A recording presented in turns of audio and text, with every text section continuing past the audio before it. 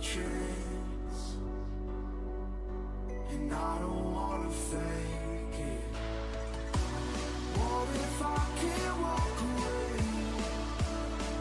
You got me standing in the rain, hoping I don't make the same mistake.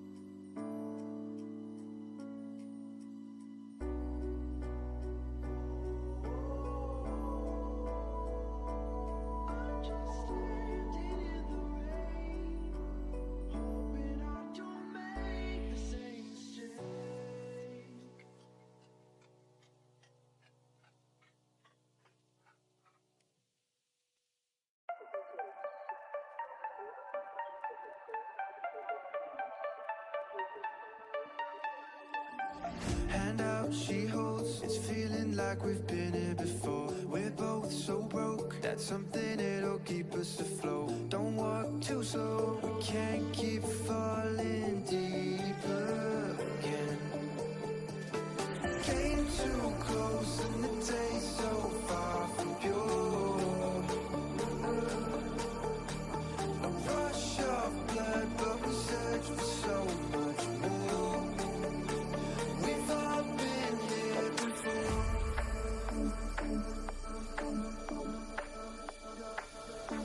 We've all been here before.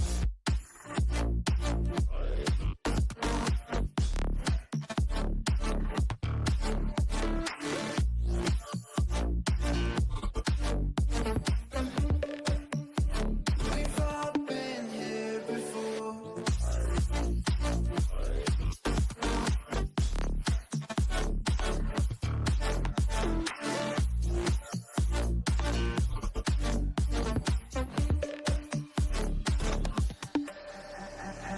Hand out, she holds. It's feeling like we've been here before. We're both so broke. That's something that'll keep us afloat. Don't walk too slow. We can't keep falling deeper again. Came too close and the taste so far from pure. A rush of blood, but we search for so much more. We've all been here before.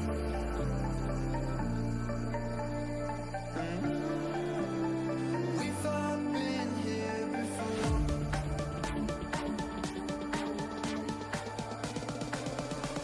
We've all been here before.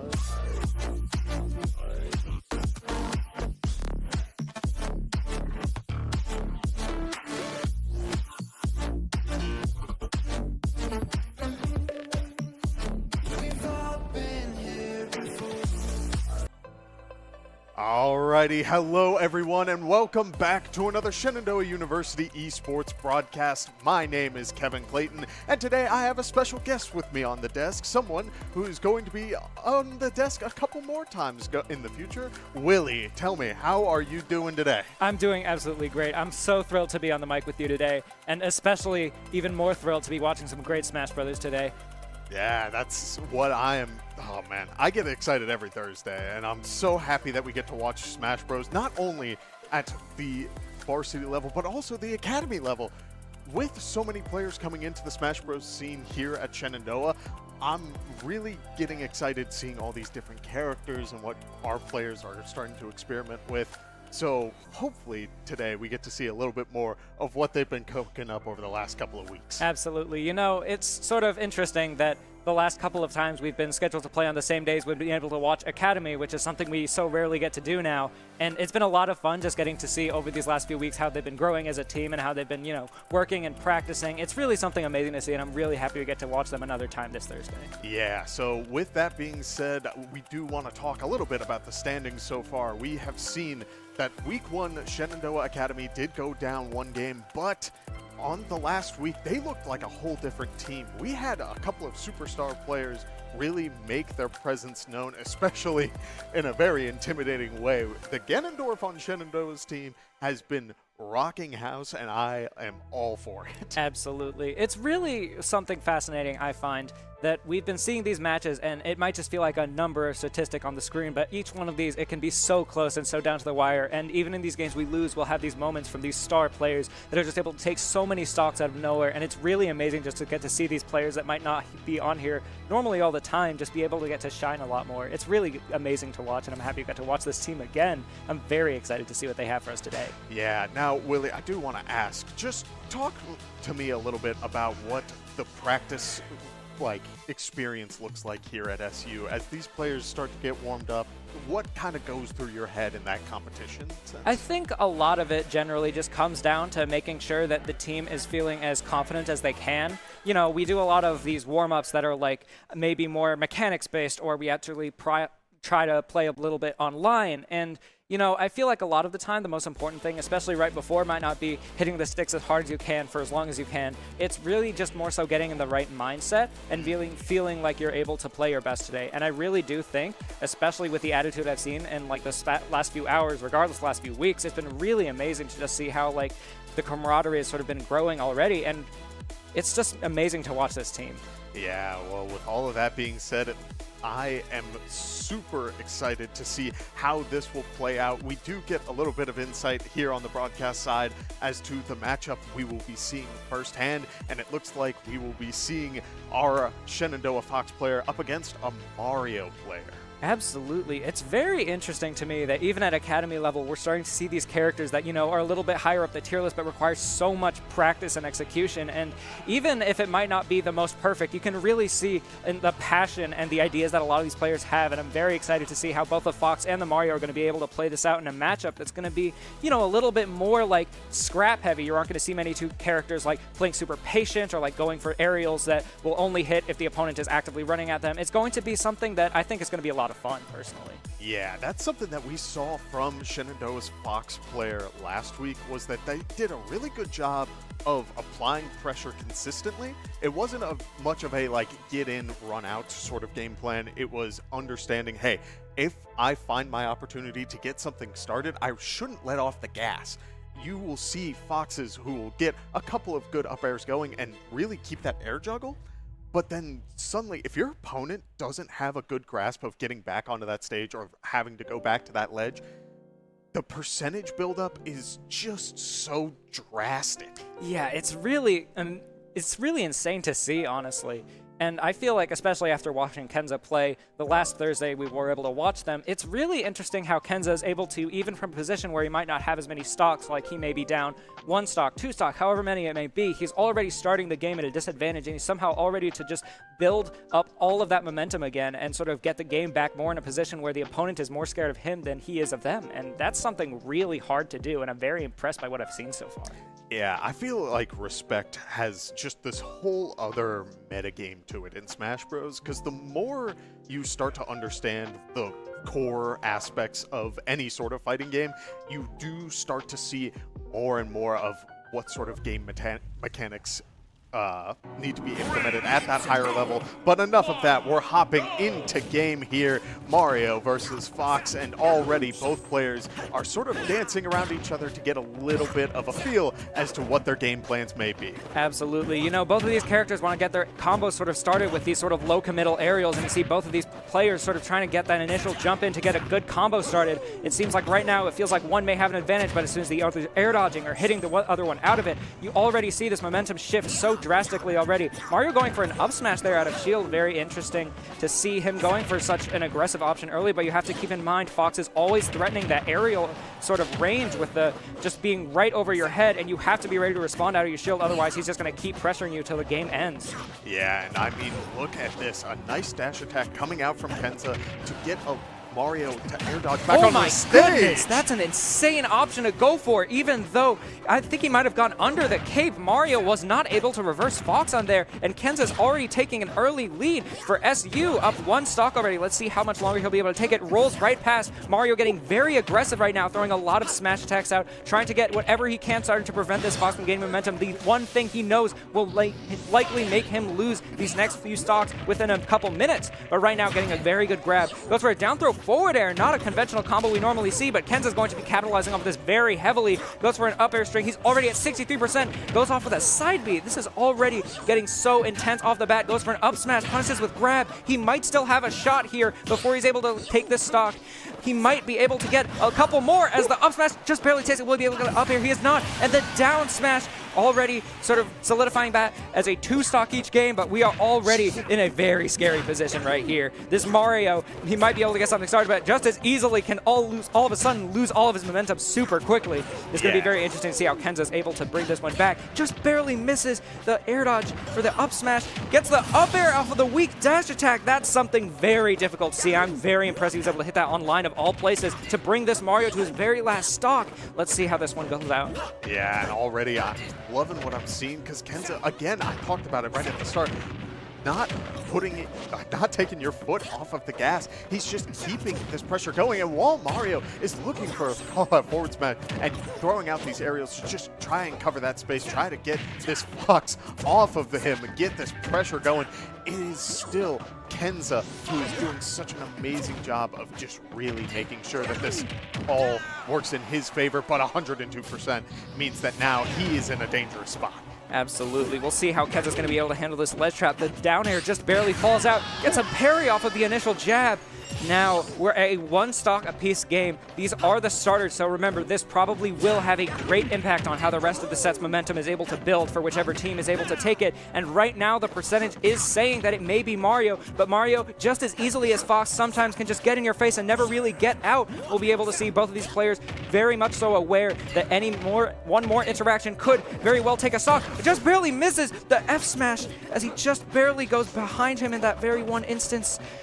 Oh my goodness, that was a scary interaction right there. Yeah, and I mean, that's the kind of play you need to look out for. We've seen this Mario do a handful of dash back forward smashes, and while not all of them have connected, you can't be playing risky when dealing with a Mario as he goes off stage, connects the back air, and does take the lead to start things off. Absolutely. That was, honestly, that was a very, very good attempt from Kenza. I can imagine that matchup in particular, especially on Wi-Fi, can sometimes just feel too, oppressive. You might not be able to get against Mario. He might be able to get a few of those reads on your side B callouts. Your illusions might just get hit a little bit too fast, but right there, Kenza's able to already put Shenandoah in a pretty favorable position. Despite losing, he was able to put a ton of pressure on that Mario. So even though numerically we might be at a disadvantage, I think the momentum is just going to be on Shenandoah. Yeah, and not only that, I mean, we saw a lot of highlights for Kenza where the momentum was definitely on his side. He was getting the couple of good hits that he needed to keep that momentum going.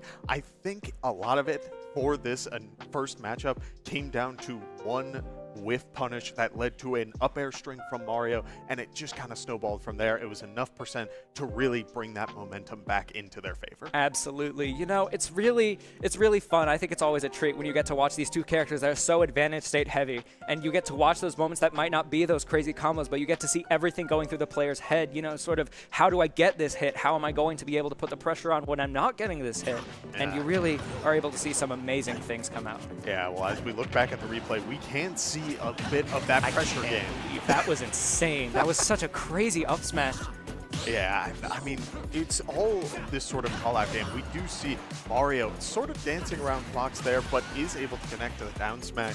And I do think we will see sort of a drift away from Fox multiple times, where it's just a little bit of spacing that causes these small interactions that lead to these stocks. And I mean, stocks are the name of the crew battle, right? You are playing so dangerously on this thread, There's so much that can go into it. Absolutely, there really is, and I think it's really fascinating, especially how almost every single one of these clips we've seen from both players is almost solely reliant on the fact that the other one was not able to reach their extension to the fullest extent. So you really just get to see, like, even if you don't take your foot off of the pedal, the pressure really never does stop, and each player needs to work so hard to get that back. Sending in the Ganondorf against Mario, this is a kind of interesting situation because even though Ganondorf is a sort of larger character and he might be sort of bait for the Mario, you know, he's very easy to get those sort of up air juggles and the nair combos, maybe even conversions into forward air, easier than most characters. I think it's actually a very good call to send in Ganondorf right now because all he has to do is really take one stock against the Mario,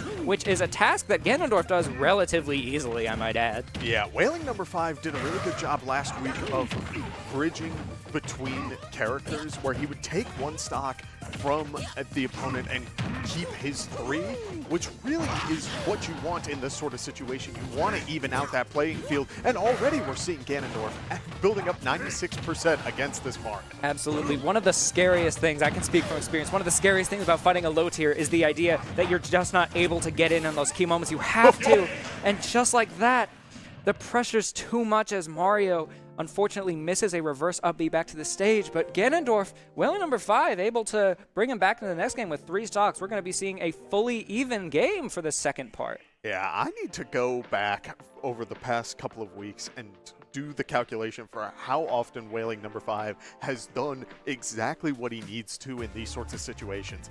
He needs to take the one stock and continue that momentum, get that information for who the other team may send in next, and I believe he has delivered every single time that this situation has popped up, which is crazy. Absolutely. One of the perks of being a low-tier player is even though your character might not be as strong as some others, might not have the crazy super fast options or movement that others have, he does have that fear factor, and he's able to get in your head more so than any other character, and it's really amazing to see just how powerful that is at Wailing number 5's advantage. Yeah, so as we get into this, I do want to talk a little bit.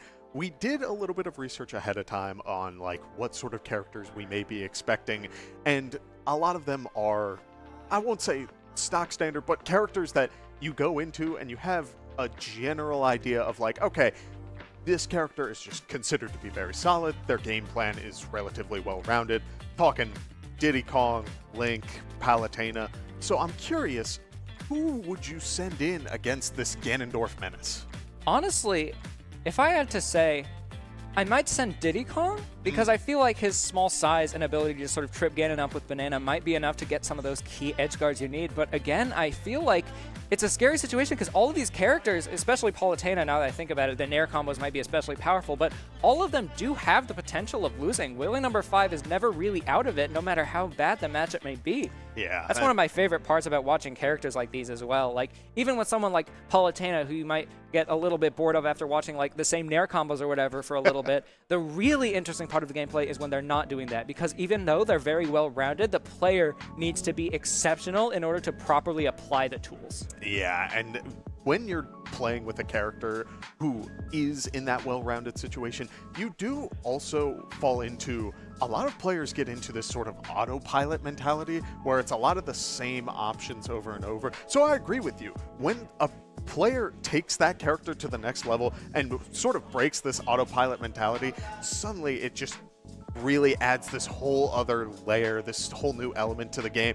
And this is why I love talking about fighting games, right? It's just great. There's so much complexity, even in the simplest of things, and it really does make any matchup such a treat to watch. Especially characters like these, I can't tell you how excited I am to see how they are able to fare against Shenandoah and how Shenandoah might be able to respond back.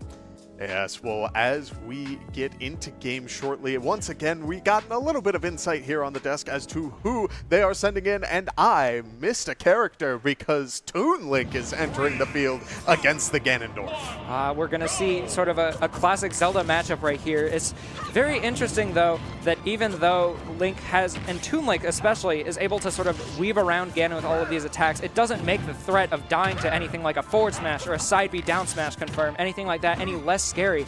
So even though he has the movement advantage, Wailing number 5 is going to be able to weave around these as the game goes on and might be able to win a matchup some might consider to be bad, and it's very interesting to see that. Oh, double bomb, that's going to be, oh my goodness, goes for that. That covered everything except the one option that Toon Link decided to do. Very good. Maybe if he was closer to the center of the platform, that would have caught every single option, but still, the idea was there regardless. It's fascinating to see how he's already picking up on these sort of things after just a few short weeks of competition.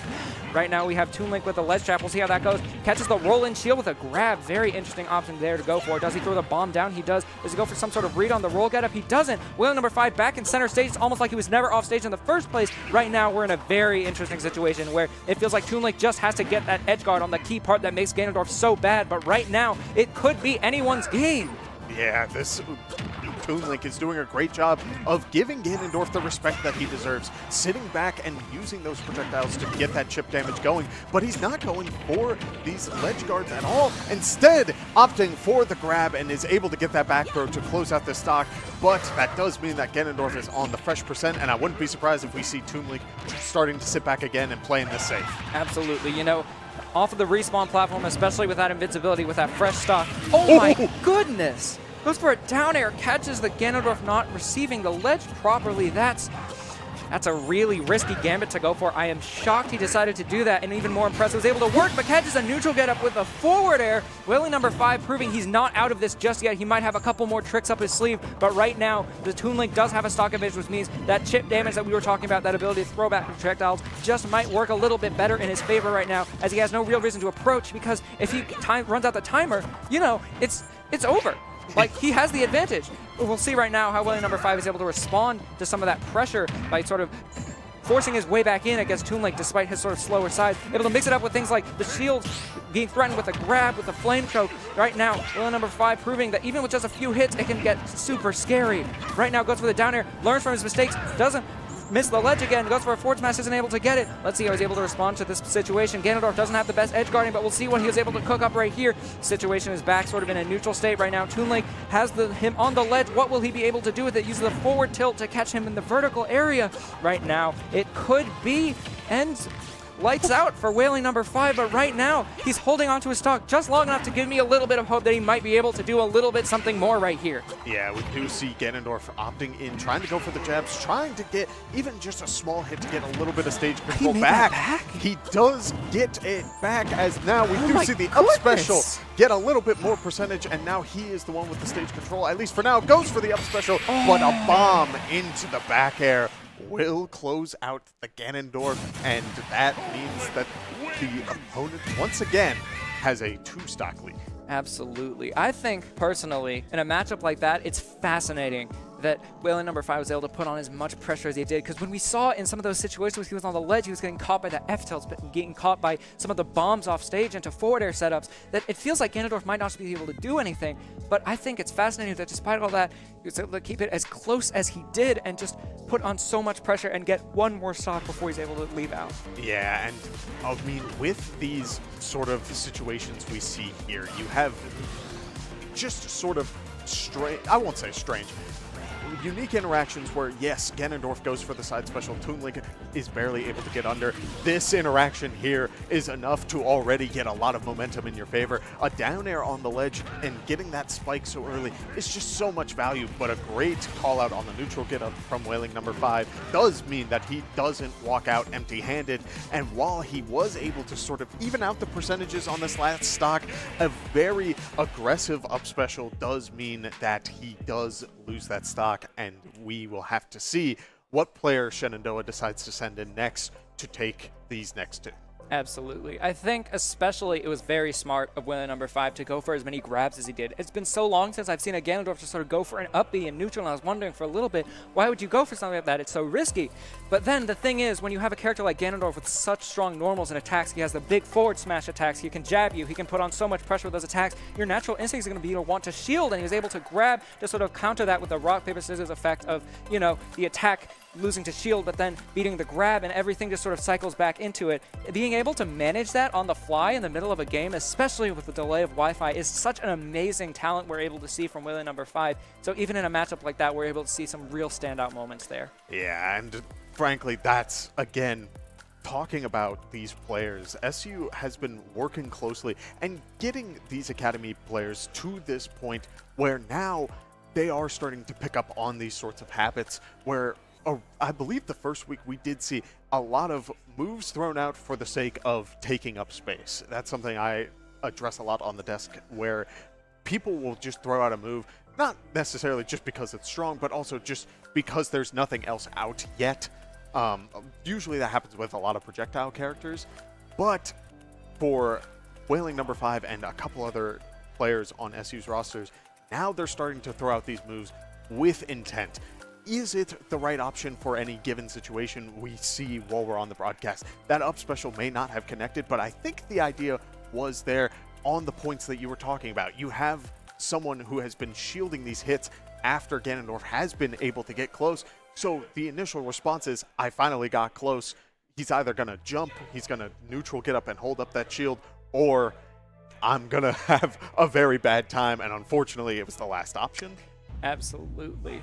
Yeah. Just very interesting and intricate things going on in any matchup you can think of. As we get into this next one right here, we have Joker versus Toonlink. This is going to be a matchup I think we're going to have a lot of interesting interactions in, especially with that Joker having to counter the Rebel's Guard, making Toonlink a lot more scared in general to throw these projectiles, because the more he does it, the more that Arsene meter shows up, and the more scared you are of all of the options that Joker with that powered up Arsene at his side will be. Right now we see Toonlink trying to early establish a lead on the stage. Right now, Final Destination, an interesting side pick for both characters, as their projectiles are going to have a lot more space and area to control the pace of the game, while also sort of leaving both of them open much more without having a platform to rely on if they're getting juggled, which I know for a fact Joker enjoys very much so. Toonlink might be able to do so right now, but as we were talking about right now, the counter with the Rebel's Guard, full Arsene gauge right here.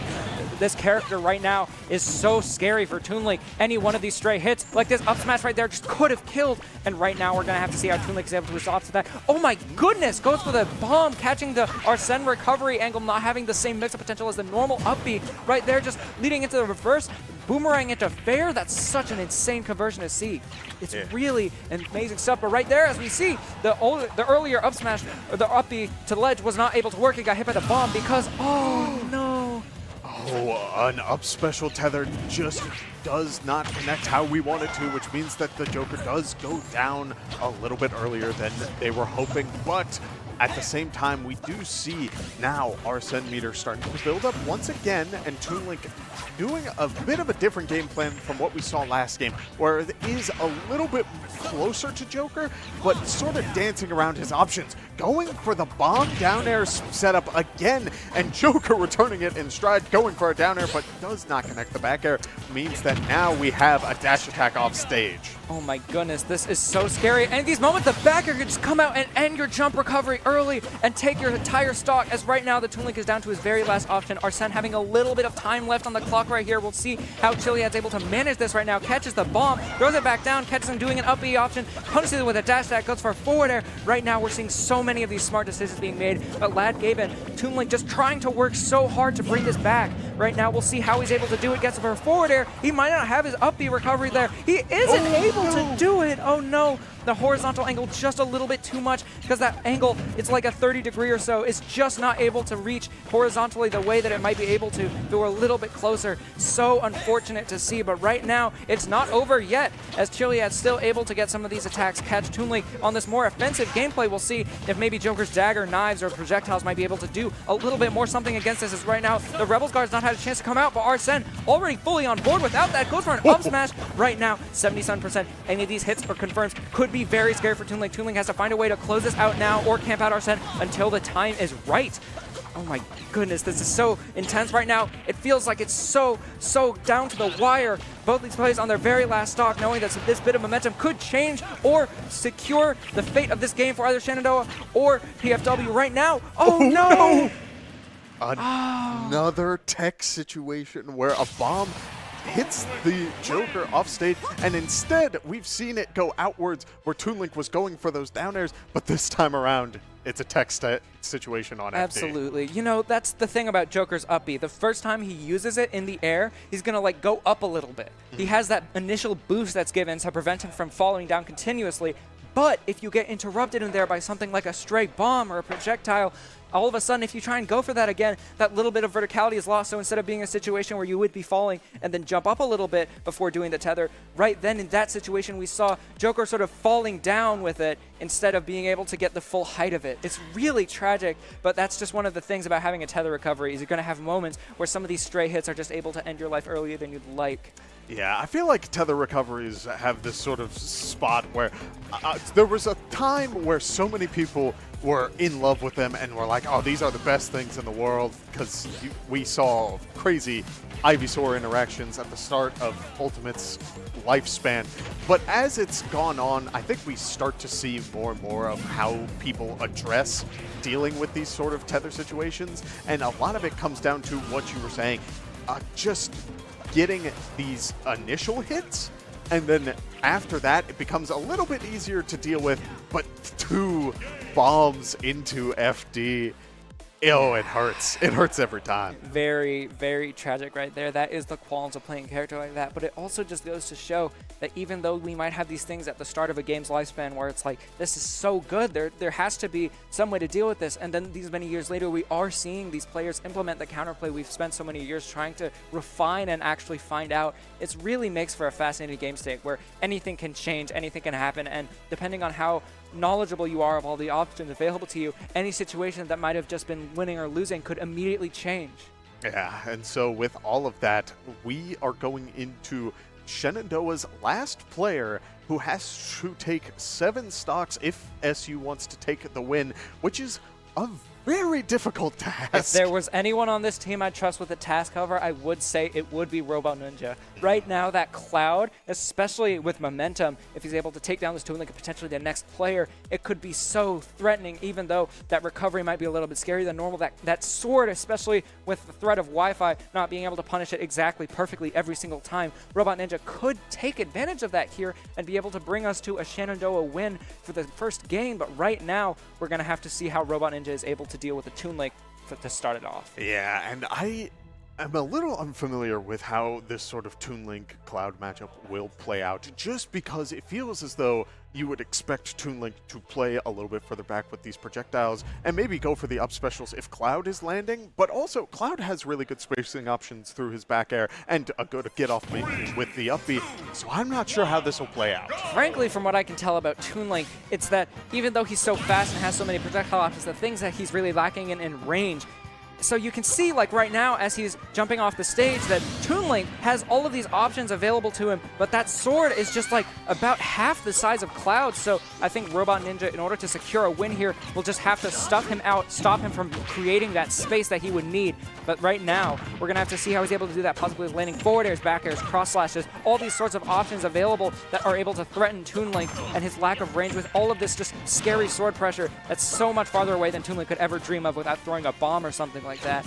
And right now we can see Toon Link having to adapt for that very well by being able to use these projectiles in situations where he knows his sword would have lose. Oh my goodness, goes for the limit cross slash right here. How will this ledge situation play out? Doesn't throw the bomb off of ledge like I might have expected. Right now, Robotninja just used the limit cross slash to take him off the stage, and we're already seeing Cloud at about 45 to 50% limit. It's going to be really interesting to see if he's able to secure another one of these with a couple more good hits and then really just finish it off as soon as he can with Toon Link with just such a high percent already. But right now, he might not even need it, as right now it looking like Cloud might be able to take this like a back air or dash attack, but right now gets an upbeat 86% on the board. Dash attack, 100 right there. We're seeing the limit I talked about. Just barely misses the blade beam. Goes for the ledge guard. Doesn't exactly hit it. Oh no! He tried to tech. He thought the up B would tech him into the stage and he had to prepare for it, but he just barely missed. He ended up air dodging into nothing, missing the ledge. It's always so tragic to see that sort of thing happen. But right now, we'll have to see how Robotninja is able to adapt to it. Gets hit by that boomerang out of the up B. That's a very strange interaction that we honestly see quite a lot. But with Toon Link, with his boomerang, just sort of being able to stuff out all of his options sometimes, just preventing him from doing what he wants right now. The third limit of this game right now against this Toon Link. How will he be able to do this? Throws out a blade beam, might want to jump over that, might have to deal with that. But right now, Cloud is off stage where he really struggles, catches the jump. That might be curtains for his second stock, and it is.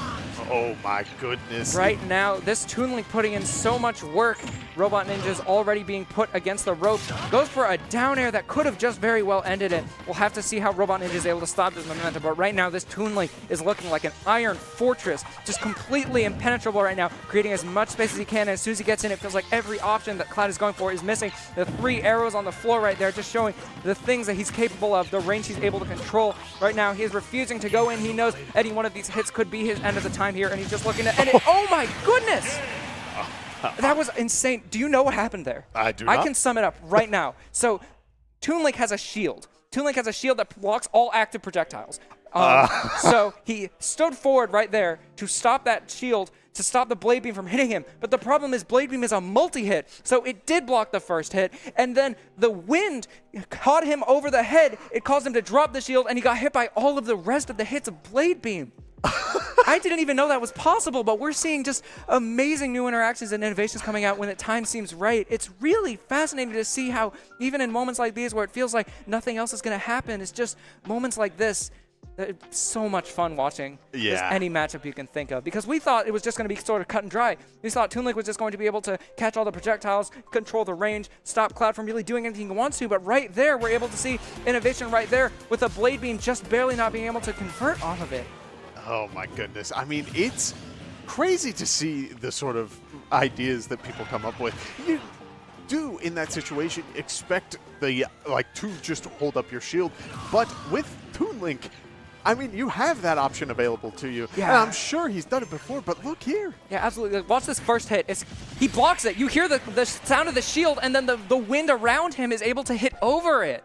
That's insane. That is like a knowledge check to a whole different degree. And you know what's crazy? If it was normal Blade Beam, that would have worked, because the normal Blade Beam is not a multi-hit, but because it was glowing blue right there, you see those extra hits were able to actually make the difference.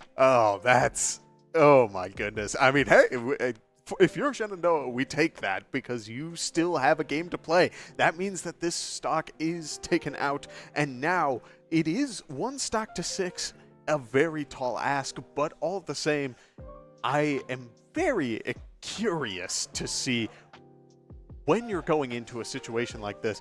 I don't believe there's any inherent advantage to limit charge being down the 2 stocks.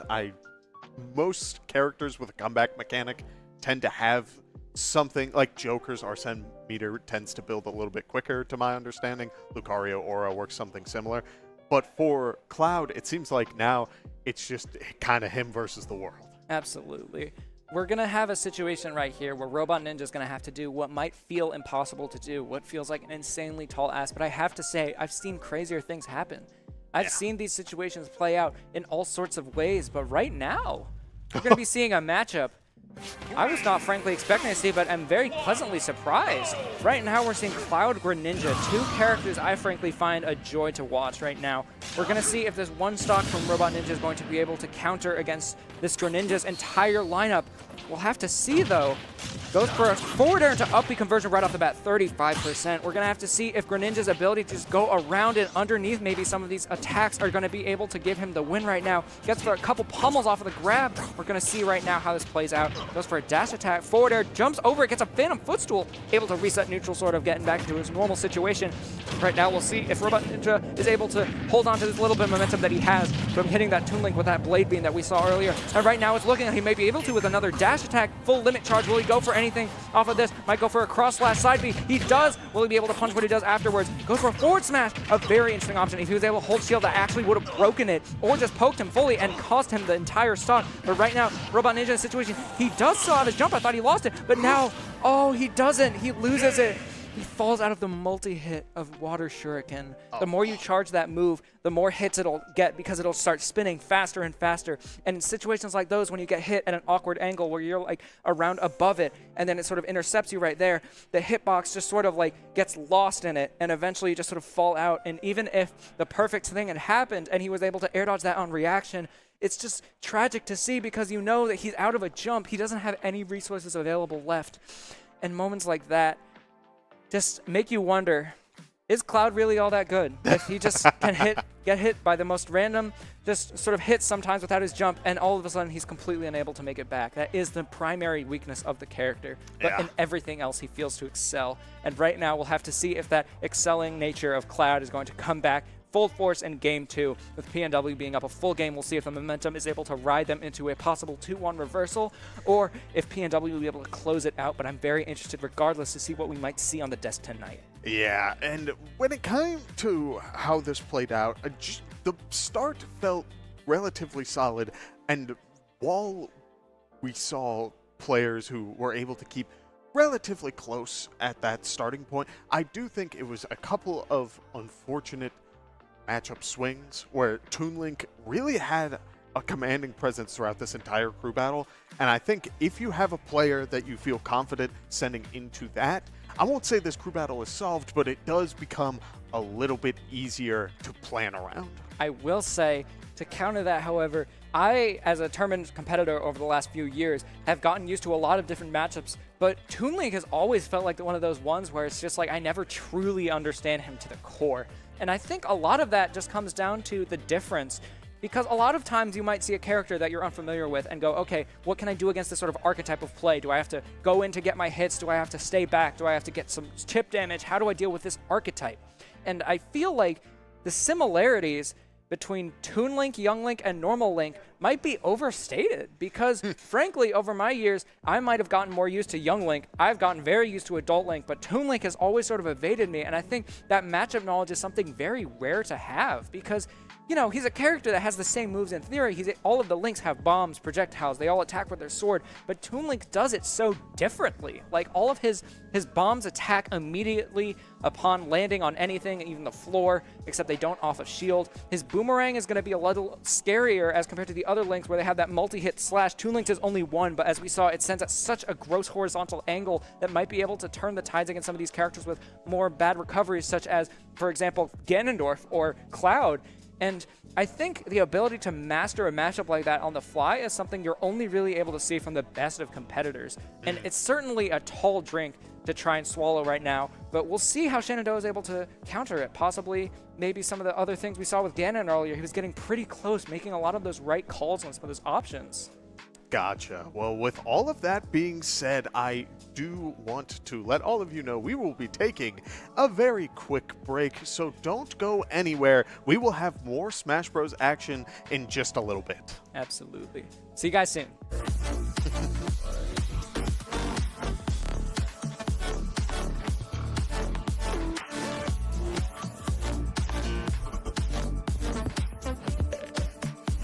We've all been here before.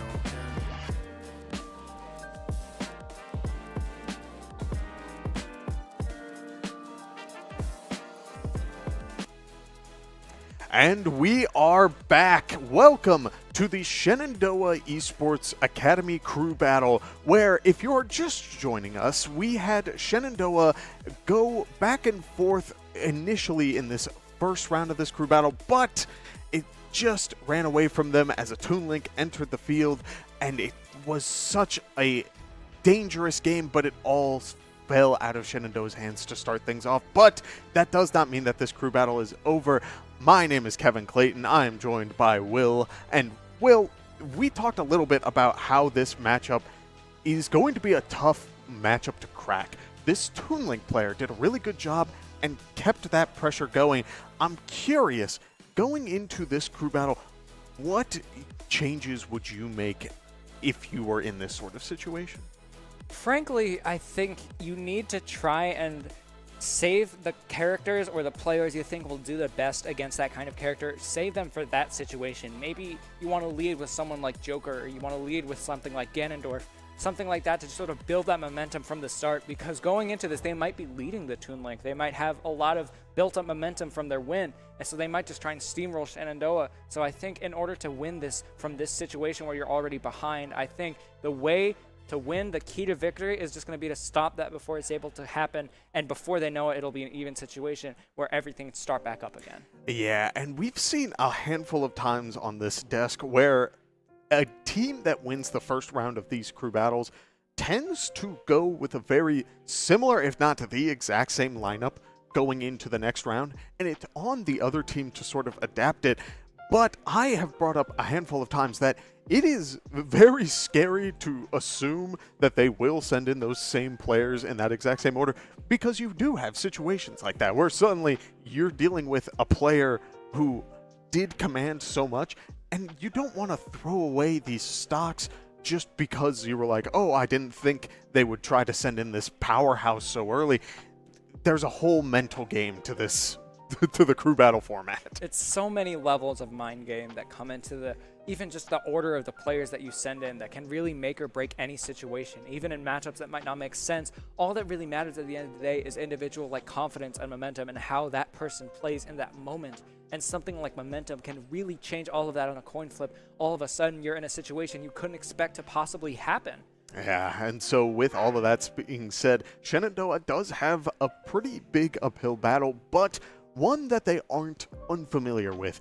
These players are very used to a situation where they need to lock in and get this win when they need it most. And so I'm hoping to see that when these players go in, if we see players who we saw last time, generally they were playing solid. The game plan was there. We saw the Fox player, Kenza, do an amazing job of keeping that pressure going. It was one interaction, one whiff punish that led to a very high percent build to really even up that momentum. And same deal sort of with Wailing number 5. To keep that momentum going, he had one interaction where it just barely didn't get the right call, and it ended up biting him. So now I think if those coins turn the other way, it can really play out in Shenandoah's favor. Absolutely. You know, this team is nothing if not well-rounded and able to adapt to these situations where it feels like I might be completely out of options here. He's covering everything I do. What do I do? It really does feel like Shenandoah in all these situations has been able to come out with a new answer, try new things, experiment with what they can, and play what they have to. So I think in a situation, it might be far from over. Yeah, and on top of that, we did see the Joker player who was able to really control a little bit of that matchup. I do think there were a couple of awkward interactions off stage when it came to that tether that we talked about last time around that, again, could play out the other way. It's just a matter of understanding what resources you have available to you. We saw Cloud, who got hit while using his double jump, and that whole interaction led to a stock getting lost at a very early percent. And so you really do need to have this mental note. Take a deep breath, relax, and understand that this is all not only a mental game. You're dealing with resources. You got to understand what I have and what my opponent either does or doesn't. And so as we hop into this game, Fox versus Mario, we will have to see, is the mental game online with a 2-boxer matchup. This is already what we were talking about with the ability to sort of change your strategies and adapt. We knew right here this is a matchup that we started with last game, so we'll have to see if either Kenza or DDQ the Mario will be able to make some of these changes that they might have to in these situations. Right now, Mario leading with a very strong 70% strength, sort of able to already give that sort of momentum base that he might need in order to start this off, but we're going to have to see if Kenza's able to bring it back with some of his own pressure that we have already seen in the past. Yeah, so now we see, again, a similar interaction to what we saw in the last crew battle, where one good Mario string does lead to a pretty big percent deficit, but I could say that Fox can do the same, but Mario's boots will try to stop it in its tracks as a back air will close out one stock for Kenza. Absolutely. We can already see some of those adaptations being made. Like we saw a lot of Kenza being able to use jump off of ledge, which is obviously like one of the better options that you can do off of the ledge because you have almost immediate access to all of your tools. But right now, Mario able to just catch it with a back air, stop him from being able to bring that back, and sort of already putting Kenza in a very scary situation with a lot of pressure off of the board right now, being able to get another up air string. We're gonna have to see right now if he can play this back from 90 or if Mario will be able to take another stock. Misses the up smash just barely right there. Yeah, Kenza getting a little aggressive with these up smashes, and while the reward would be incredibly valuable, it does leave you into dangerous spots like this when it doesn't connect. Now, Kenza at 125 having to take a little bit off of this Mario, but a get-up attack will lead to an up smash, and that means that Shenandoah is once again on the back foot. Momentum building for DDQ's Mario as a back air connects, 2 back airs, and Fox is on ledge. Absolutely. It's really something fascinating to see, because it might feel like this is just going completely differently from the other game. Where the other game, they were just starting to learn each other's habits game 1. It was just super close. Both of them were getting super into what they were doing, but right now, as Kenza takes an up smash, he proves that there's still so much to be learned, as we're able to see the Mario catching the jump get up with a back air, then forcing him to know that he wasn't going to be able to jump get up again. But catching his other option, we're already seeing this Mario being able to adapt so well to these options he wasn't able to know ahead of time. As Fox is right now in a very scary situation. Very light character at 133. Will he be able to get a back air? Untechable! Oh my goodness! We're able to see so many of these on-the-fly moments that we were talking about before, where it's like the Mario now knows that the Fox is going to be able to recover high, so he catches him with a back air to catch him with an untechable stage spike right there. We have so many of these situations playing out right now. You can see both the players thinking so much, and right now the Mario able to start with a 2-stock lead for Purdue. Yeah, Kenza definitely felt, I think, still in it before that back air connected. I do think one good hit from Fox in that sort of situation can definitely build up that percentage needed and could eventually lead to that stock, but I mean, it's such a dangerous game, and this Mario has been doing such a great job of really covering the ledge, trying to stay in a safe spot and keep that momentum going. It wasn't until that last stock that we do see Mario run off the stage himself and try to close it out in that fashion. Absolutely. Like we were talking about before, I feel like a lot of these situations where it's like game 1, we're going into it sort of trying to feel out what the other person does. We're already seeing so much of that adaptation level coming straight in from Purdue. And right now we'll have to see if Shenandoah is able to adapt on a similar level. Yeah, and if I had to bet, I wouldn't be surprised if Shenandoah tries to send in Wailing number 5 again against this Mario, because he was able to close out that stock the first time. But you do have a taller order than last time. You're going from 1 to 2 stocks, and while Ganondorf can't take those quickly, it's not an easy ask. It's definitely not an easier ask for the other characters as well, which is something you have to think about. In a situation like this, Mario has 2 stocks, so it's almost as close as it can be, frankly, to a 3-stock to 3-stock situation without being exactly that. And right now you have to consider Mario has a lot of momentum. How will these characters be able to counter him effectively?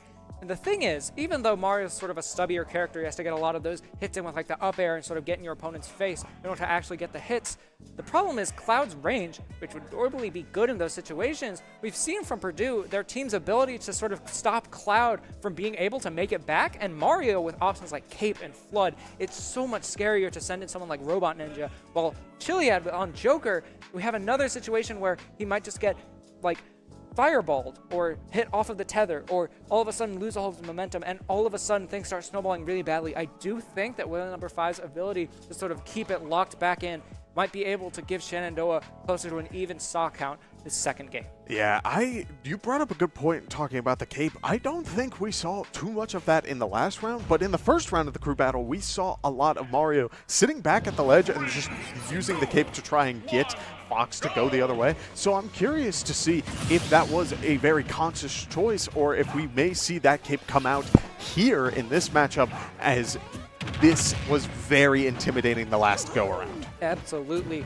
Ganondorf able to put so much pressure on the back foot already with some of the situation right now. Mario is starting to be a little bit more scared about how he approaches. You see him trying to get some of these jump ins a little bit less right here, trying to play a little bit more defensive just to establish his lead before he's able to go in. Because right now, trying to play against Ganondorf with a deficit on your stock count is anything but fun and casual, as right now we're being able to see that right in effect. The backer is able to be caught by Ganondorf's grab, going for a dash attack. Will he be able to get something off of the ledge here?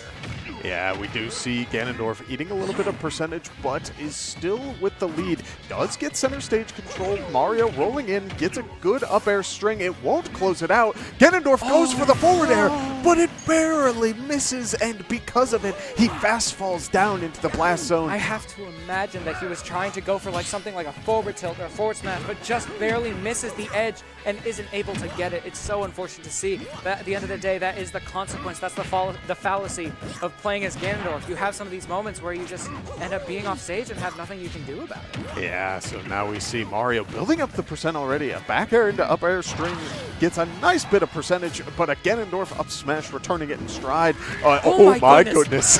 Wait, oh my goodness. He was able to catch that. He had to roll twice in order to get out of the range of that and catches it immediately within a forward tilt.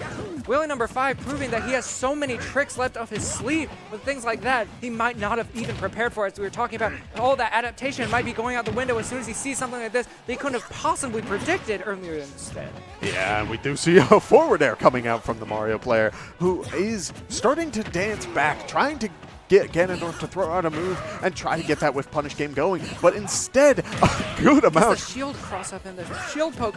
Right now, William number 5 is able to put so much pressure on with all of these different moves. Like we're seeing F tilt, we're seeing aerials, we're seeing up tilt of all things, and now all of a sudden we're starting to see these down Bs come in, put so much pressure on the shield to make Mario trying to adapt on such a different level than anything he was trying to do before. And right now it's looking like William number 5 is holding onto this stock at 171. Right now 189. Ganondorf able to be hit off of a back air, but goes just over it and misses it. That was such an incredible cape over there from DDQ on Purdue's side. Right now, all of that momentum is starting to slowly fade away, but if there's anything we know about Willie number 5, you can never really count him out. Goes for the roll read, just barely doesn't get it. Oh my goodness, it really could be anyone's game at this point.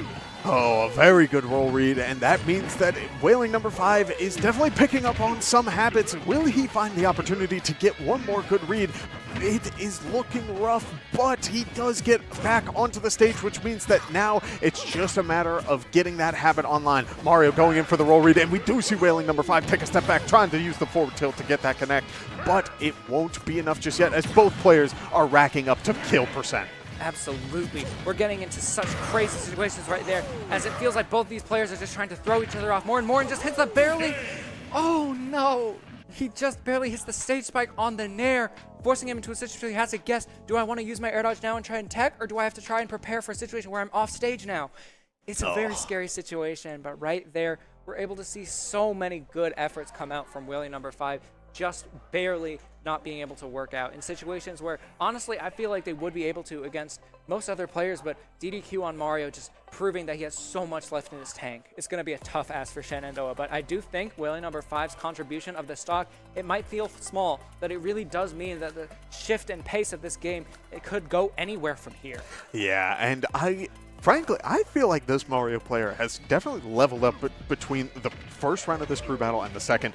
We did see a very close 3-2 interaction to start things off, but I mean, this one here, he's been doing such a great job of dancing around these characters that SU has been trying to use, but I mean, I'm sorry, that interaction there still gets me every time. That was absolutely insane right there. I do think another level of that adaptation we were able to see is the Mario, who on that first stock it might have felt like he just SD'd and Mario might have just been, oh, okay, I'm back in it. We saw right there he missed the combo and he was aware, okay, this Ganondorf player knows how to get out of these combos. I need to sort of stop. So you're able to see it might not have been highlighted there, but some of those up air strings, he was ending a little bit early to try and instead react to what he did afterwards. I feel like we don't see that too often in the Smash Bros. Environment, at least on this broadcast. Usually a lot of people tend to go for combos that just, well, for Mario's sake, we'll say would end in like up special. Something where you do lose a little bit of that reaction time, but recently, as Shenandoah has started broadcasting more and more fighting games, I've truly started to appreciate the ability to use that time, like forfeit like a hit in exchange for getting that setup. It's incredibly valuable because it means if you are right on whatever option they land with or call out their landing option, it just can lead to even more percent. It could lead to the stock. It's crazy what all sort of the mental stacking of dealing with what your opponent has. I don't know. There's so much that can go into it. It really is a fascinating thing to touch on. And the thing I particularly find the most fascinating is that this is not something that's like easy to do on the fly. You have to like have a little bit of knowledge and be able to act on it. Like we were able to see, Mario had to see that his combos weren't working in order to stop going for them. And I think that level of like skill might not have shown up before because it's so hard to do on Wi-Fi especially. Yeah. But the fact we're able to see it even right here in this game is just amazing on all levels as we hop into this next round right here, sending in Joker, which means we will be anchoring Robotninja once again. Yeah, Chilliad's Joker is going to try and close out the one stock on the Mario, and definitely a character who has the toolkit to do it. Will we see a similar interaction to what we saw last time where Mario was doing a really good job of dancing around the Ganondorf, or is Joker's speed going to be able to sort of play into this matchup, and now it's going to be Mario who is going to have to make the callouts for this matchup? Absolutely, and I will say, it does feel like they're two characters that could not possibly be more different than Ganondorf and Joker, but when Arsene comes online, it feels like all of his moves just might be as strong as our Warlock Prince right there. He's going to be, right now, he has him right on board. It's going to be a lot scarier of a situation. He might have to try and play a little bit more safe like we saw earlier, because all of these strikes have the potential of just ending Mario's streak right here as he goes into the 6th stock of the Shenandoah crew battle. We're going to have to see if that comes into play at all, because Arsene's just so threatening just by existing. Yeah, DDQ is doing a really good job of the moment Arsene was online, the foot was not off of the gas as a good cape into back air will take that stock. I am loving what I'm seeing from DDQ's Mario. That cape in particular was so fascinating because he used it to grab the ledge, push Joker off of it, and get a ledge truck back air, which is something I frankly was not expecting to see at this level of play, but the fact we are is just fascinating. It's really interesting to watch as we get to see this Mario just proving that he has so much left and he has so many things he's able to still do. We'll see if Chilliad on the Joker will be able to get that right now as he's off stage. What will the Chilliad go for right here? Maybe he goes for a roll get up read or something like that, but right now it seems like it's in a reverse situation as Mario right now is the one on the power. Oh, gets a forward air, a forward smash rather, as the situation just ends up being, do I want to go left or do I want to go right? Do I want to cross up Mario or do I not want to? And we see DDQ again proving his ability to just react and on these options on the fly right now, as it feels like it's all of a sudden gone to a last hit game. Who is this Mario, man? He is such a... He has leveled up from the last time around, and I'm truly impressed by the way that he is playing. He's spacing out. He's playing a slow game, is able to get the back air to start this momentum going, tries to get the spot dodge call out, but the Joker jab does come out fast enough.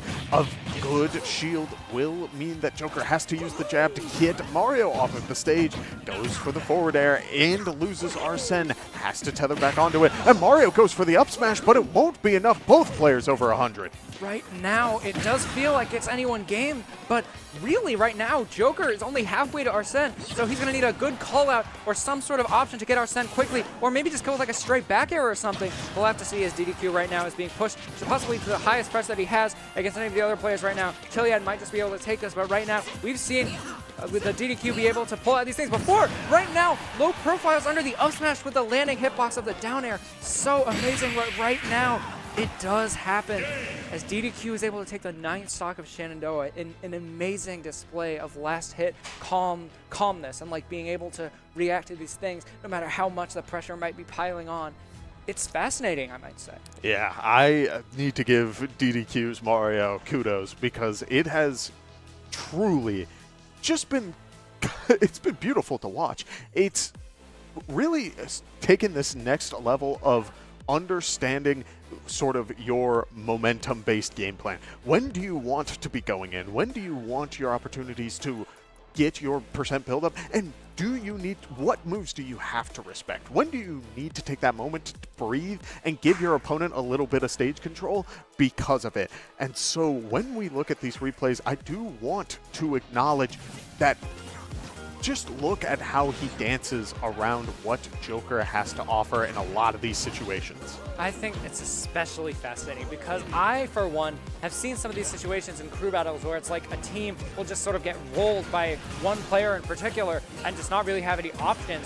But it's not like we're seeing that at all. It feels like Shenandoah's being able to put up such a good fight, but DDQ is just, he's not doing that similar thing that other players might, where it's like, all of a sudden, I don't know what to do. I'm just lost now. DDQ's been able to adapt so quickly and so impressively that it really just does feel like an iron wall this last stock that he's able to hold against both of these players. It's amazing to see that he's able to keep such a cool head in moments like these. It's not something you come across often, and it's not an often easy situation where you're put in a situation like this where I have one stock against all of these team members, but DDQ is just sort of blasting and able to keep getting these situations. It's really amazing. Yeah, I know a lot of players in crew battle situations like this who tend to get overly aggressive. When you have that lead, you get into this mindset of, if I get one more, that's good enough, and they play almost reckless.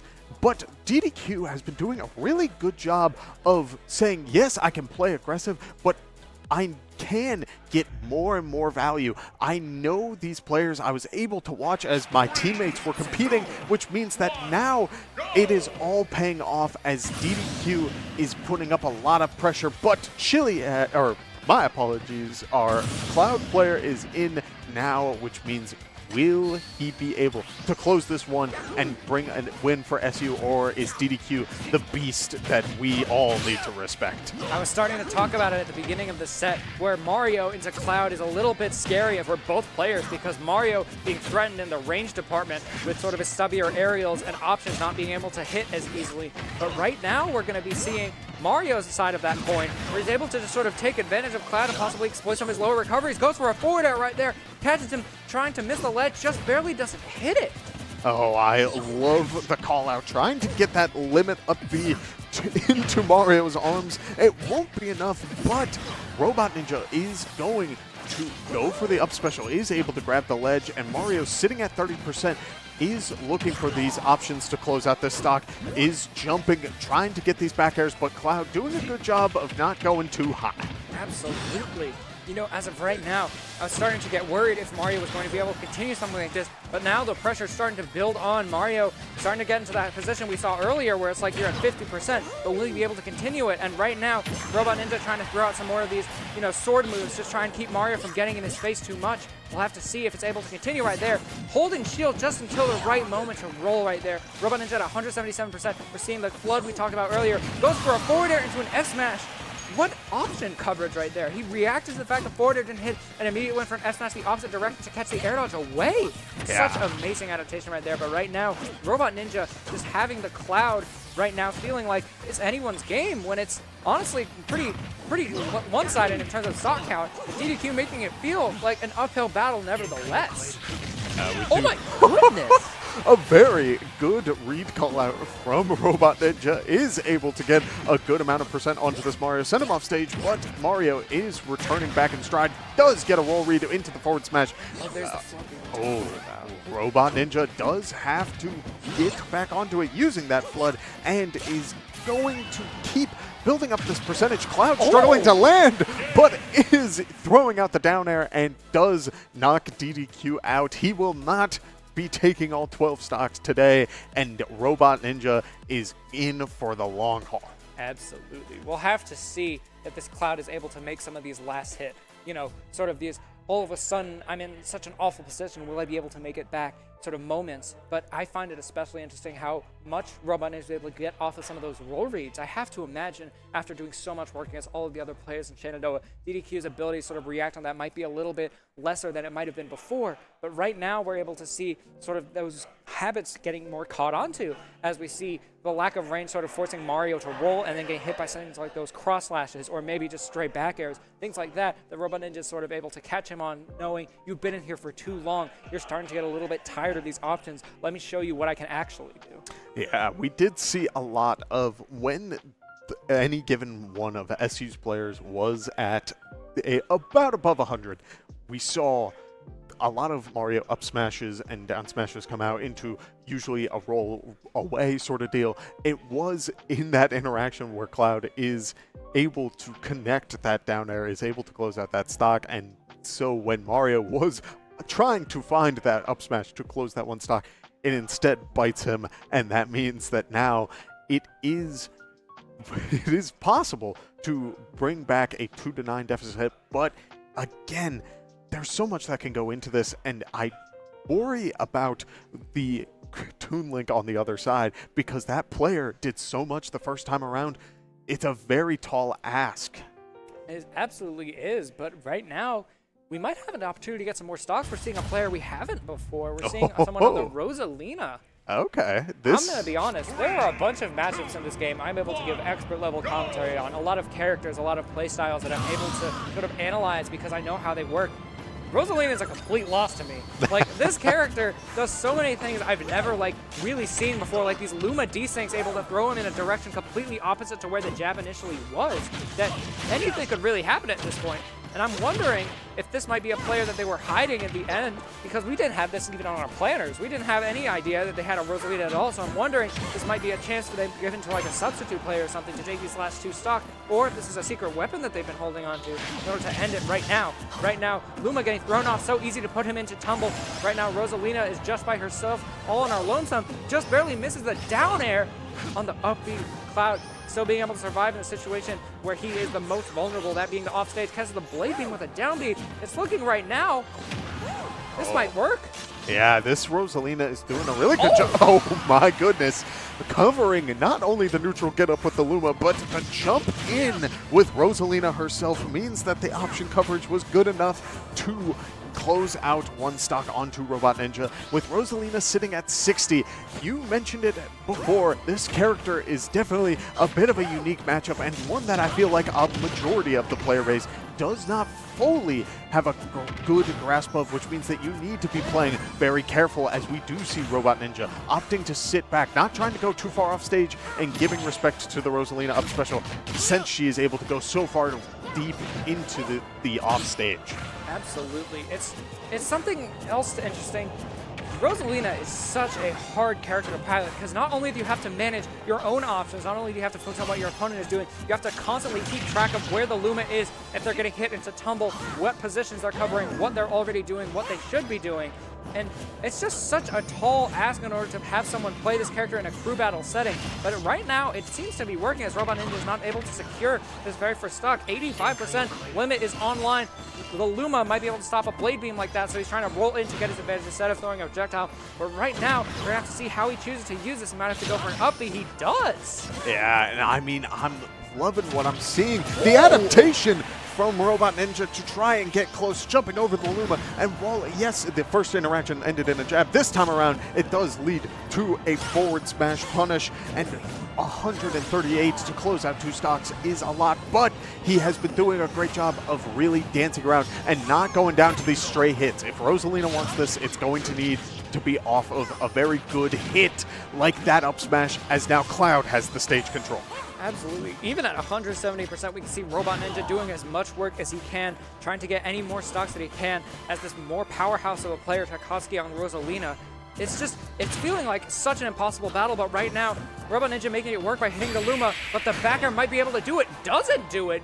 Will not be able to make it back, though, without something with the help of a limit, but is able to hit the Luma down air to close it out. Shenandoah losing the set 2-0, but honestly, I have to give props to the other team. They were showing some amazing adaptations on their side. And on our side, I have to say, we put up a very valiant battle. There were a lot of moments in there where I feel like we really did some amazing things. And I feel like the team has a lot we could learn from it. But at the end of the day, honestly, that was some very good Smash Brothers. Yeah, and that's the thing, right? While Shenandoah does go down this time around, that doesn't mean that this season is over or anything like that. We are in this phase where you can go down, but then VOD review it. Take the time to learn what your opponent did, if there were any habits that you may be able to capitalize the next time around. And these players are all still trying to learn, trying to improve their skill, bring it to the next level. And I do think that Shenandoah, just Smash Bros community, is strong enough to bring it to that next level. Absolutely. Yes, well, with all of that being said, that will close it off for us here. So thank you so much for watching, and we hope to see all of you in the next Shenandoah broadcast.